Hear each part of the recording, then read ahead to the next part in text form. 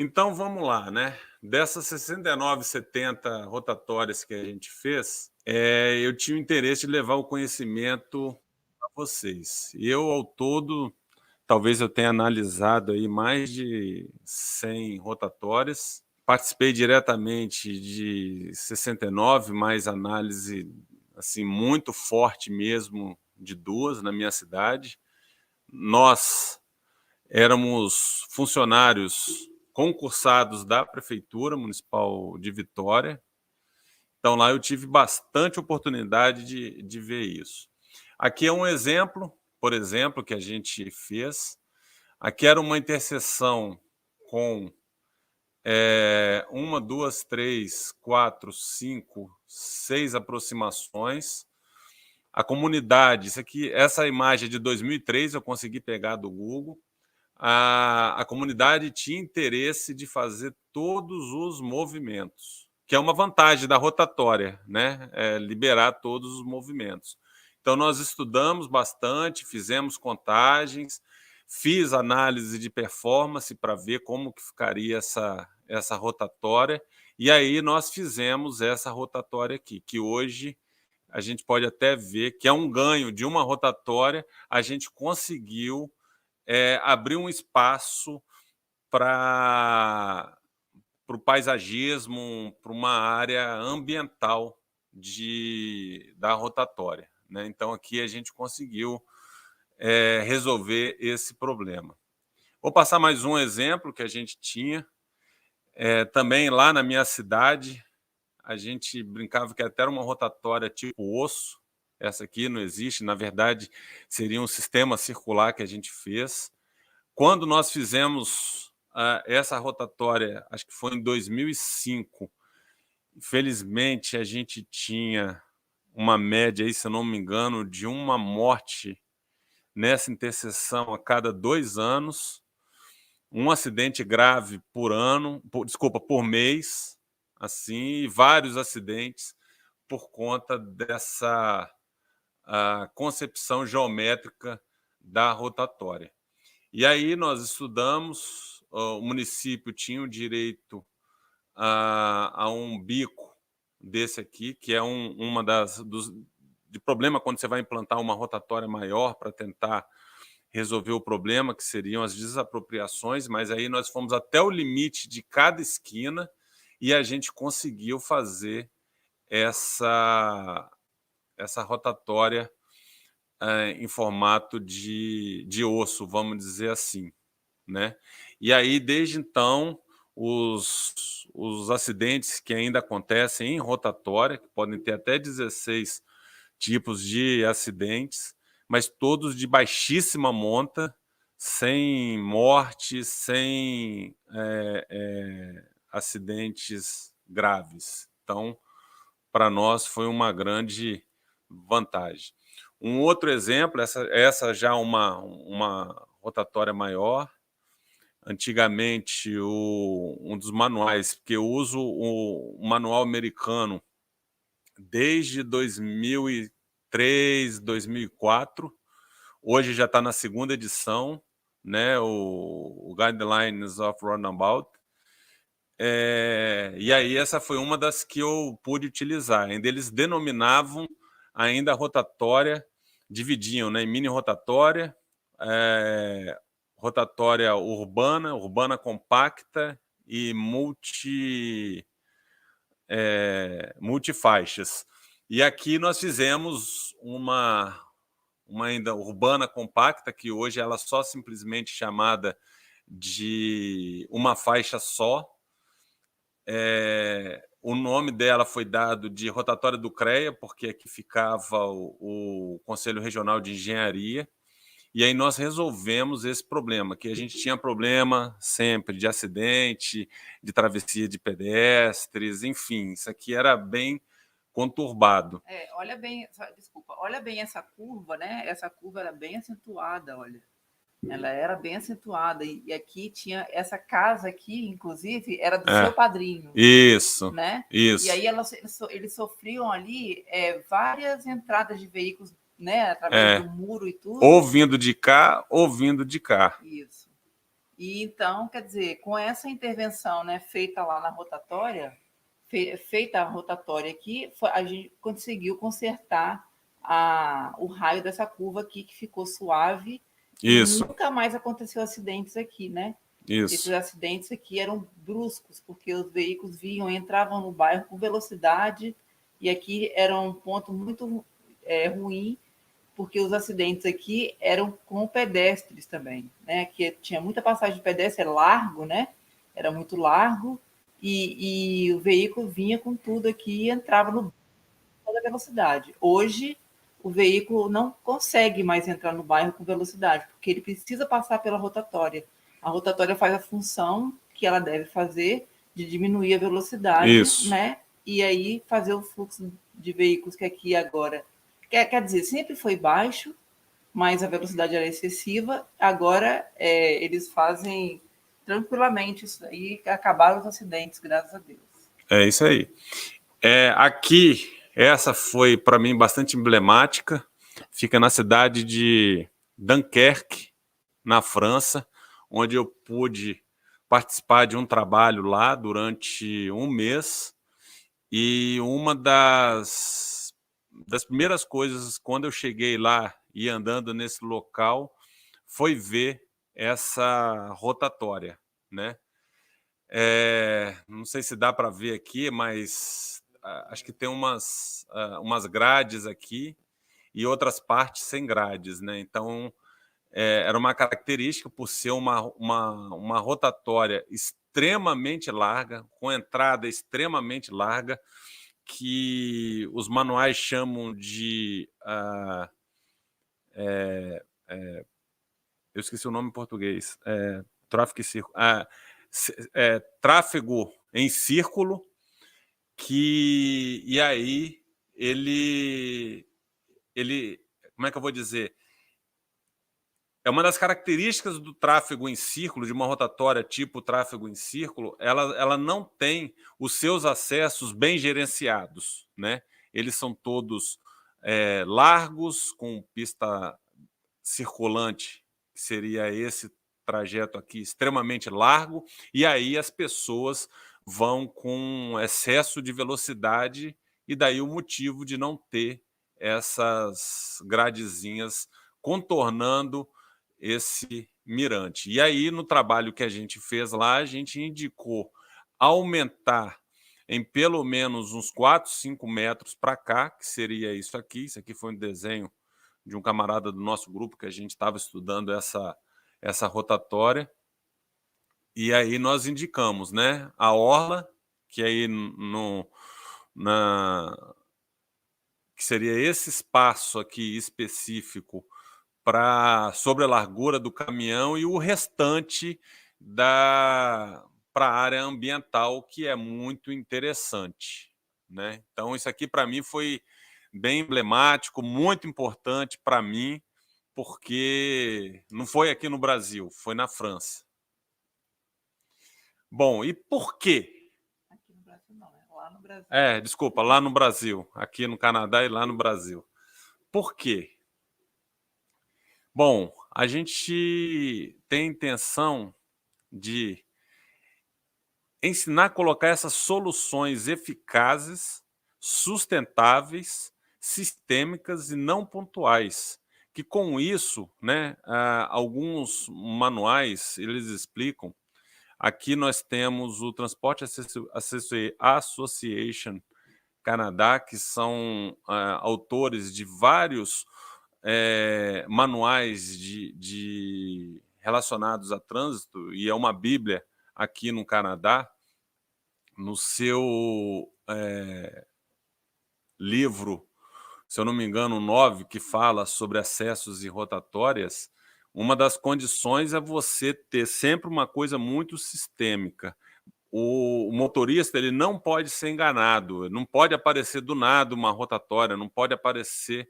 Então, assim, sempre que você for fazer um projeto em uma interseção, salvo as devidas alterações geométricas que tenham essa interseção, mas se ela for uma interseção clássica, ela sempre tem que ser feita da mesma maneira. de forma que o motorista ele não se perca ao dirigir. Então, ela é extremamente importante. E como? Bom, uma das questões é você analisando e comparando cenários atuais, antes de uma rotatória, por exemplo, e futuros, depois de uma rotatória. Também pode ser você comparar um empreendimento próximo à rotatória e depois com você incrementando essa geração de viagem. E uma outra forma também é através de estudo de tráfego, que a gente fornece índices através de pesquisa que serão comparáveis a índices pré-existentes. Então, é sempre comparando mesmo, fazendo estudo, comparando. E eu tenho a tranquilidade de falar disso, porque na minha vida profissional eu já consegui aprovar mais de 150 estudos de tráfego. Já tive oportunidade, isso só onde entrou um sistema rotular ou uma rotatória. Eu não sei se eu posso falar o nome, mas eu vou falar. O estaleiro Jurong, o acesso, eu que estudei do estaleiro Jurong. Algumas indústrias, entre elas a Caio, na cidade de Linhares, de ônibus, todas elas tinham uma rotatória que eu tinha que ou estudar no cenário atual, ou no cenário futuro, ou corrigir, como foi o exemplo que eu citei primeiro do estaleiro Jurong. Né? A gente recebeu uma planta e aí, com os estudos que nós fizemos, a gente verificou. E eu estudo absolutamente tudo dela. A parte geométrica, a parte das performances de tráfego, que seriam os níveis de serviço, a razão, volume, capacidade e etc. E aí a gente se sente muito tranquilo para falar a respeito das rotatórias daí. O que precisa dito, eu acho, Léo. Deixa eu chegar para cá um pouquinho, o microfone, talvez melhor. O que eu acredito é que os estudos de tráfego são ultra necessários para que a gente possa fazer qualquer intervenção viária, né?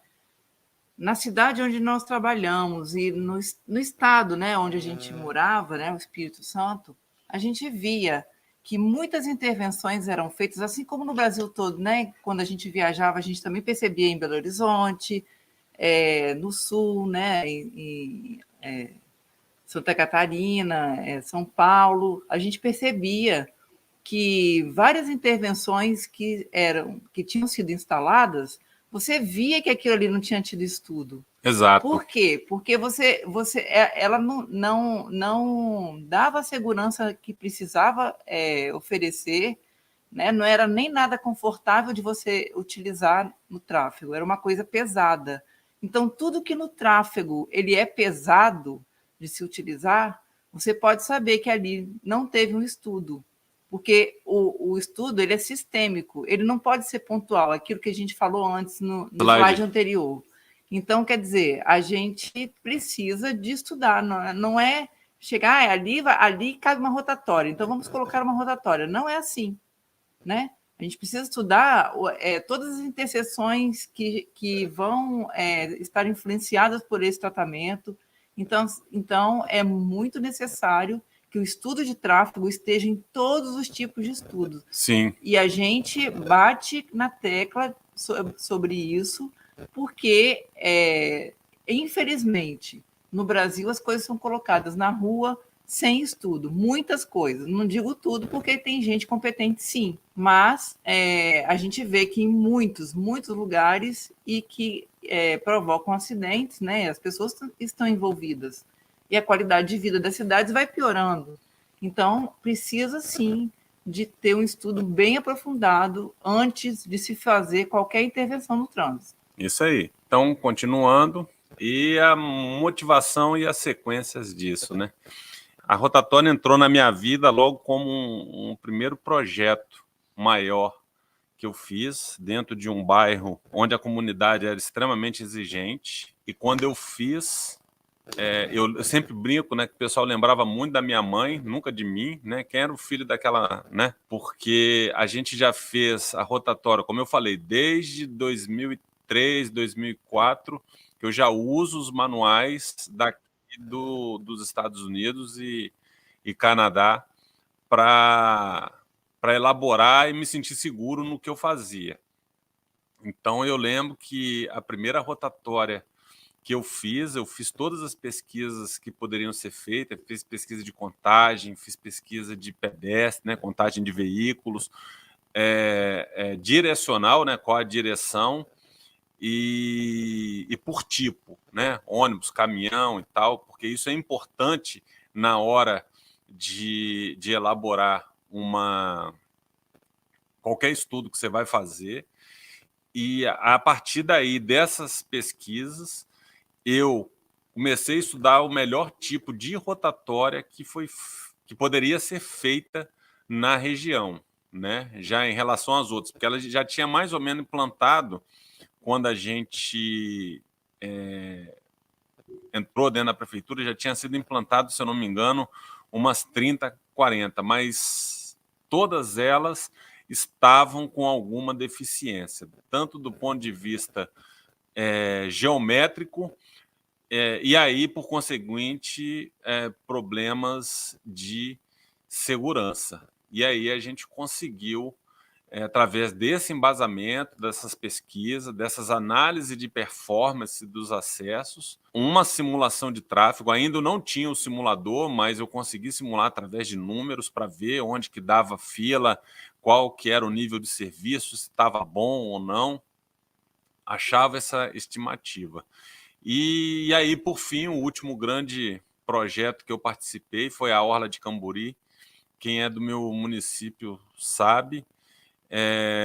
Foi muito interessante. Ela já não pegava mais ali, por ser uma via coletora, ela não era, não tinha nenhuma rotatória, mas foi um estudo muito grande, muito vultoso, e essa foi muito interessante, porque eu fiz todas as pesquisas, inclusive pesquisas de acidentes, né? Na outra também, eu esqueci de falar, na rotatória também, que foi até uma coisa nova na época. Eu cheguei lá no setor de estatística e pedi os acidentes, ninguém nem tinha, né? Porque é muito comum ter setor de estatística, mas é para outra coisa, nunca para estatística de tráfego. Então eu tive que ir nas duas, tanto na rotatória, primeira rotatória, como na Orla de Camburi, eu tive que ir na polícia, fui na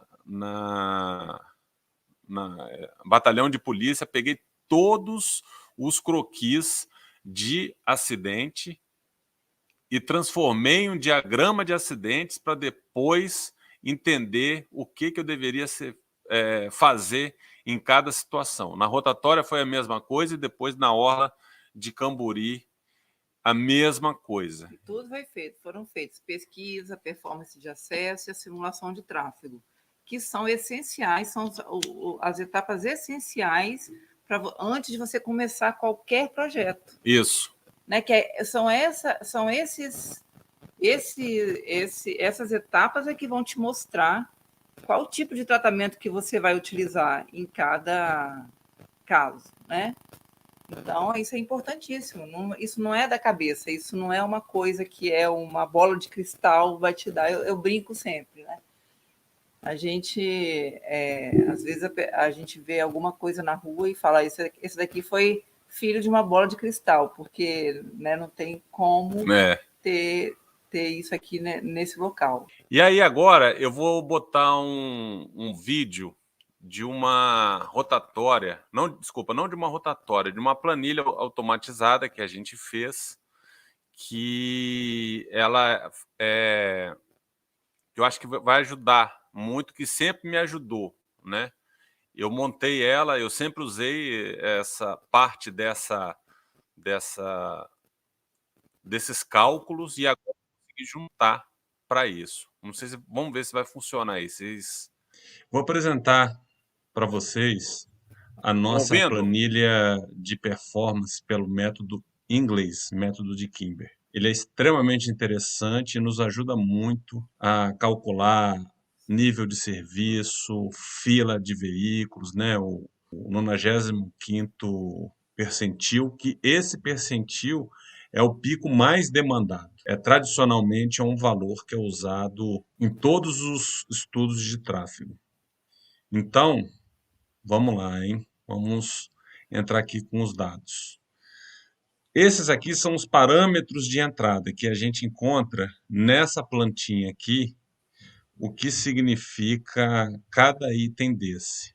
Que no nosso curso nós vamos explicar melhor como faz. Eu já tenho alguns dados aqui que eu vou colocar e aí a gente vai ver o resultado dele. São valores que eu tinha de uma rotatória e já usei. Vou fazer o mais rápido possível aqui para a gente não perder muito tempo com o preenchimento deles. 4 de entrada, 5 de entrada, 4 da aproximação, 15 do comprimento efetivo, o raio 50, o ângulo de entrada 40 graus e o diâmetro da rotatória é isso.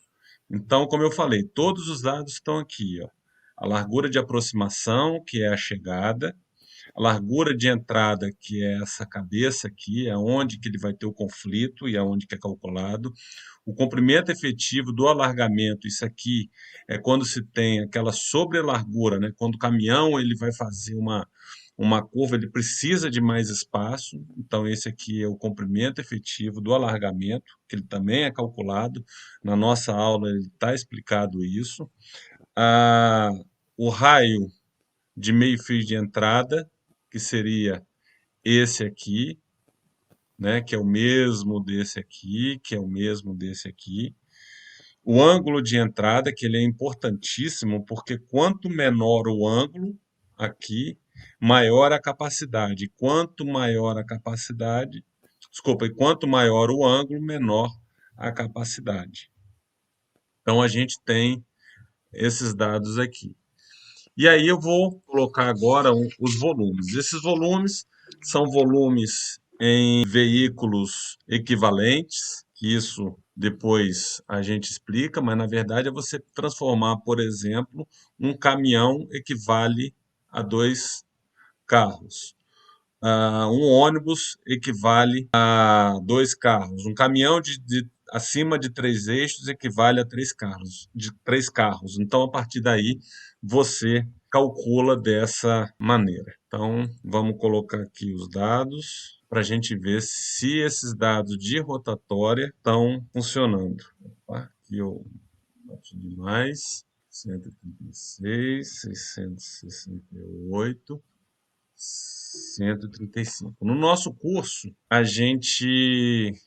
468, eu errei. No nosso curso, a gente explica tudo a respeito além do que são esses dados, esses outros dados também. E a partir daqui, a gente vem e clica para ter os resultados. Bom, isso aqui ele já nos dá o primeiro cálculo do volume de entrada, a vazão do fluxo circulante, que é quanto que circula aqui, e o volume de saída de cada direção. Então, aqui eu tenho, no leste, eu tenho 573. No nosso curso, a gente explica como se chega a isso, com todos os valores. E esses valores são importantíssimos aqui, esses valores que estão aqui, os 610, 510, que eles fazem o cálculo da vazão do fluxo circulante, que é o principal item de cálculo, tanto pelo método inglês como pelo método HCM. Aqui ele já nos dá os dados e aí finalmente a gente tem o que acontece com a nossa rotatória. A partir de todos os cálculos, a gente tem a razão volume sobre capacidade. Essa razão ela já nos facilita a gente entender se a sua aproximação ela está boa ou não. Ela ficar com uma razão até 0,85, 90 é possível. Acima de 1, o nível de serviço é muito ruim. O cálculo de atraso, que é pelo HCM, o cálculo de atraso, ele nos dá os níveis de serviço, que vai de A a F, sendo A um fluxo livre e F um fluxo já com congestionamento, com fila, e a aproximação ela já está com condição de congestionamento. E aí nós temos o valor da fila de cada um. Então, para o sul, né, na aproximação sul, um carro, norte, dois, leste, um veículo e oeste, um outro carro. E o atraso da interseção deu 8,47. De uma maneira geral, o nível de serviço da interseção é A. É isso. É isso. Aí, eu tentei, que o meu forte não é apresentação online, eu achava que o StreamYard funcionava igual o OBS, eu poderia abrir para fazer isso ao vivo. Isso eu fiz 10 minutos antes da gente começar aqui, quando eu descobri que o OBS ele que o StreamYard ele só faz apresentação via PowerPoint de PDF. Foi uma falha minha. E eu tinha feito também um vídeo da rotatória. Quando a gente elaborou pelo Syncro, a gente fez o cálculo pelo HCM 2010, né? E aí, Roberto, eu estou até pensando aqui, eu acho que esse vídeo que a gente fez, você podia depois disponibilizar para quem quiser o do Syncro. Sim. Né? Que eu não consegui baixar a tempo aqui. Aí, Roberto vai colocar no grupo lá para quem